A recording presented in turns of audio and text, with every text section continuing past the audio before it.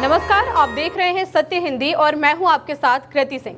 आइए रुक करते हैं इस वक्त की बड़ी खबरों की ओर। राहुल ने संसद में मोदी सरकार पर साधा निशाना। राहुल ने कहा, अगर हमारी सरकार होती तो हम ट्रंप से ऐसे डील करते। बुधवार को संसद में बजट पर बोलते हुए राहुल गांधी ने मोदी सरकार पर तीखा हमला किया। उन्होंने आरोप लगाया कि अमेरिका के साथ ट्रेड डील में भारत के हितों को बेच दिया गया है। राहुल गांधी ने कहा कि अगर इंडिया गठबंधन की सरकार होती तो अमेरिका से बराबरी के स्तर पर बात की जाती। उन्होंने कहा कि हम अमेरिकी राष्ट्रपति से कहते हैं कि आप हमसे ऐसे बात नहीं कर सकते जैसे हम आपके नौकर हों। राहुल गांधी ने यह भी कहा कि सरकार अब अमेरिका को यह तय करने दे रही है कि भारत तेल किससे खरीदेगा। उन्होंने आरोप लगाया कि इससे भारत की ऊर्जा सुरक्षा खतरे में पड़ गई है। किसानों को लेकर राहुल ने कहा कि अमेरिकी कृषि उत्पादों के लिए रास्ता खोलकर सरकार ने भारतीय किसानों को संकट में डाल दिया है और ऐसा काम पहले किसी प्रधानमंत्री ने नहीं किया। संसद में गरजे राहुल, बजट से लेकर एप्स्टीन तक उठाए मुद्दे। पीएम मोदी पर दबाव में भारत बेचने का आरोप लगाया। लंबे समय बाद लोकसभा में बजट चर्चा में हिस्सा लेते हुए नेता प्रतिपक्ष राहुल गांधी ने कई बड़े मुद्दे उठाए। उन्होंने Jeffrey Epstein files, Anil Ambani, Adani और भारत अमेरिका ट्रेड डील को लेकर सरकार पर गंभीर आरोप लगाए। राहुल गांधी ने पूछा कि अनिल अंबानी और केंद्रीय मंत्री हरदीप पुरी जेल में क्यों नहीं हैं, जबकि उनके नाम एप्स्टीन फाइल्स में आ चुके हैं। उन्होंने कहा कि रक्षा बजट में अडानी का दबाव साफ दिखता है, जिस पर पीठासीन अधिकारी ने आपत्ति जताई। राहुल ने प्रधानमंत्री नरेंद्र मोदी पर आरोप लगाया कि उन्होंने दबाव में भारत को बेच दिया है। अमेरिका के साथ ट्रेड डील पर उन्होंने कहा कि इससे अमेरिकी कृषि उत्पाद भारत आएंगे और इससे गरीब भारतीय किसान बर्बाद हो जाएंगे। रिजिजू ने राहुल पर लगाया बड़ा आरोप। रिजिजू बोले, बिना सबूत आरोप लगा रहे हैं राहुल गांधी। संसद में बजट चर्चा के दौरान राहुल गांधी के भाषण को लेकर विवाद बढ़ गया है। इस पर केंद्रीय संसदीय कार्य मंत्री किरेन रिजिजू ने कड़ी प्रतिक्रिया दी। उन्होंने कहा कि राहुल गांधी बिना किसी सबूत और तर्क के आरोप लगा रहे हैं। रिजिजू के मुताबिक राहुल के भाषण में जो भी गलत बातें कही गई हैं, उन्हें संसद की कार्यवाही से हटाया जाएगा। साथ ही अगर कोई असंसदीय शब्द इस्तेमाल किए गए हैं तो वे भी रिकॉर्ड से हट जाएंगे। रिजिजू ने कहा कि राहुल गांधी ने आरोप लगाया कि किसी ने भारत को बेच दिया और किसी ने खरीद लिया, जबकि ऐसा सोचना भी गलत है। उन्होंने दो टूक कहा कि भारत को ना कोई बेच सकता है और ना कोई खरीद सकता है। इससे पहले राहुल गांधी ने बजट पर चर्चा के दौरान सरकार पर कई गंभीर आरोप लगाए थे। स्पीकर ओम बिरला के खिलाफ नोटिस में खामियां बताई गई। खामियों को ठीक करने को कहा, फिर शुरू होगी आगे की प्रक्रिया। बजट सत्र के दूसरे चरण में होगा फैसला। लोकसभा स्पीकर ओम बिरला ने विपक्ष की ओर से दिए गए नोटिस में खामियां बताई हैं। ये नोटिस उन्हें पद से हटाने की मांग से जुड़ा हुआ है। स्पीकर ने लोकसभा सचिवालय से कहा कि इन खामियों को ठीक किया जाए और फिर संशोधित नोटिस पर आगे की प्रक्रिया शुरू की जाए। लोकसभा सचिवालय के सूत्रों के मुताबिक विपक्षी सांसदों द्वारा दिए गए नोटिस में कई तकनीकी गलतियां पाई गई हैं। नोटिस में फरवरी 2025 की घटनाओं का 4 बार जिक्र किया गया था, जिसके आधार पर नियमों के तहत इसे खारिज भी किया जा सकता था। संशोधित नोटिस पर संसद के बजट सत्र के दूसरे चरण में विचार किया जाएगा। बजट सत्र का दूसरा चरण 9 मार्च से 2 अप्रैल तक चलेगा। वहीं बजट सत्र का पहला चरण 28 जनवरी को शुरू हुआ था और 13 फरवरी को अवकाश पर जाएगा। एप्स्टीन फाइल्स विवाद पर हरदीप पुरी की सफाई।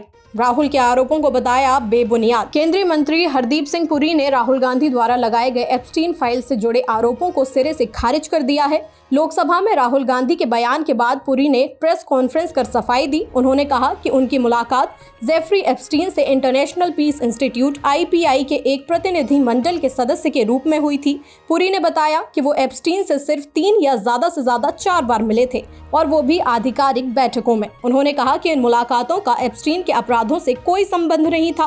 पुरी ने यह भी कहा कि उन्हें एप्स्टीन की गतिविधियों में कोई रुचि नहीं थी और राहुल गांधी को ईमेल पढ़ने चाहिए। इससे पहले राहुल गांधी ने संसद में कहा था कि हरदीप पुरी का नाम एप्स्टीन फाइल्स में दर्ज है, फिर भी वो जेल से बाहर क्यों है। ट्रेड यूनियन और किसान संगठनों का 12 फरवरी को भारत बंद। बैंक, बाजार और परिवहन सेवाओं पर असर की संभावना। श्रम संहिताओं और सरकारी नीतियों के खिलाफ विरोध। केंद्रीय ट्रेड यूनियनों और किसान संगठनों ने 12 फरवरी 2026 को देशव्यापी हड़ताल का ऐलान किया है। इस भारत बंद का असर कई राज्यों में बैंक, सरकारी दफ्तर, बाजार और परिवहन सेवाओं पर पड़ सकता है। यूनियन का कहना है कि सरकार द्वारा लागू की गई 4 श्रम संहिताएं मजदूरों के अधिकार कमजोर करती हैं और नौकरी की सुरक्षा घटाती हैं। किसान संगठन भी इस हड़ताल के समर्थन में हैं। कुछ राज्यों में स्कूल और कॉलेज बंद रह सकते हैं, हालांकि पूरे देश के लिए कोई आदेश नहीं है। सार्वजनिक क्षेत्र के बैंक कर्मचारियों ने भी हड़ताल में शामिल होने की बात कही है, जिससे शाखा सेवाएं प्रभावित हो सकती हैं। ऑनलाइन बैंकिंग और एटीएम सेवाएं सामान्य रहने की उम्मीद है। आपात सेवाएं जैसे अस्पताल और एम्बुलेंस चालू रहेंगी। वंदे मातरम को लेकर सरकार के नए नियम। अब जनगण मन से पहले गाया जाएगा वंदे मातरम। सरकारी कार्यक्रमों में वंदे मातरम को प्राथमिकता।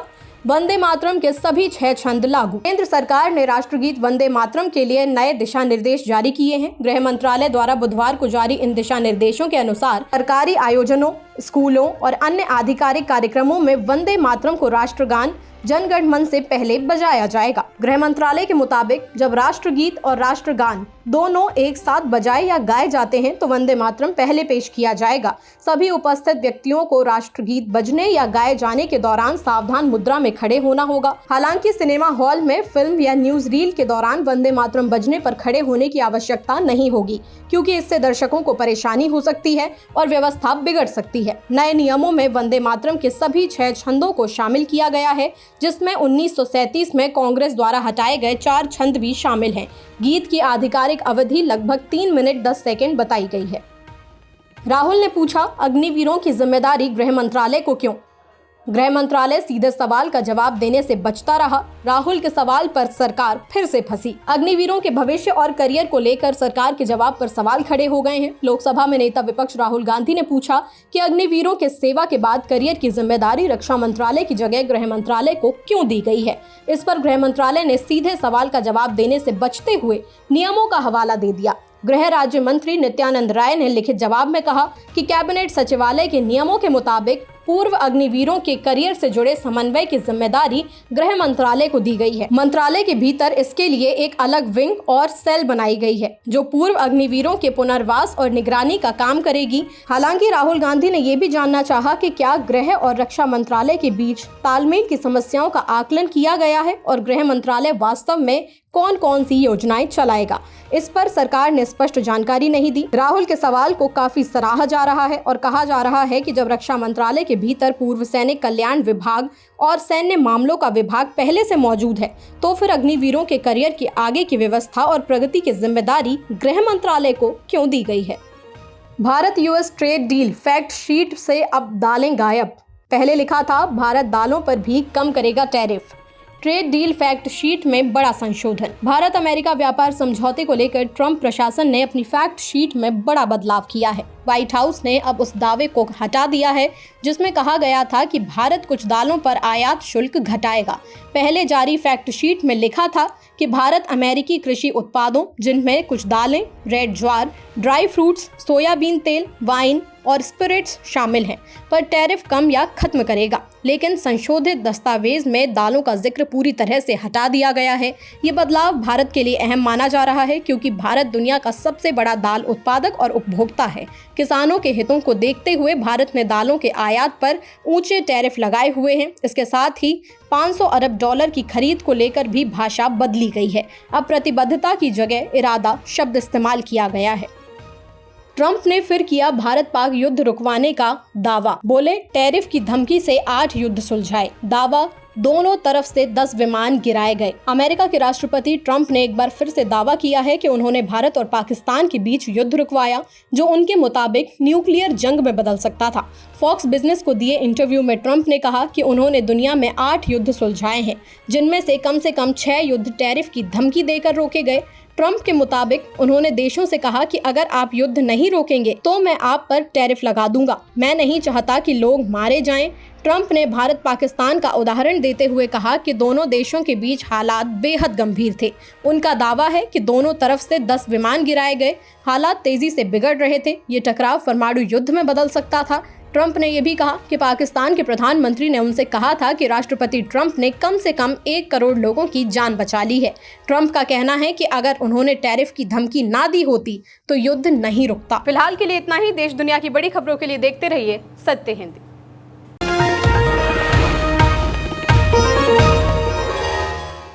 Copyright disclaimer under Section 107 of the Copyright Act 1976. Allowance is made for fair use for purposes such as criticism, comment, news reporting, scholarship, and research. Fair use is a use permitted by copyright statute that might otherwise be infringing.